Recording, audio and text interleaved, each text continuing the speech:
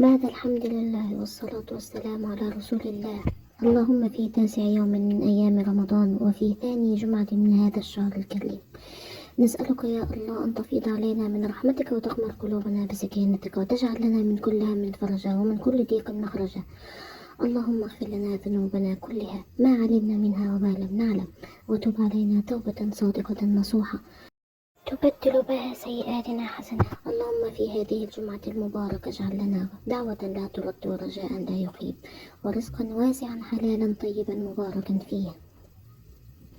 اللهم اشف مرضانا ومرضى المسلمين وارحم موتانا وموتى المسلمين وفك كرب المكروبين واقض الدين عن المدينين واكتب السعادة لكل قلب حزين. اللهم اجعلنا في هذا اليوم من المقبولين ومن المرحومين ولا تجعلنا من المحرومين. اللهم بلغنا ليلة القدر واكتب لنا فيها نصيبا من الرحمة والمغفرة والعتق من النار واختم لنا شهر رمضان وأنت راض عنا يا رب العالمين. آمين يا رب العالمين. وصلى الله على سيدنا محمد وعلى آله وصحبه وسلم تسليما كثيرا.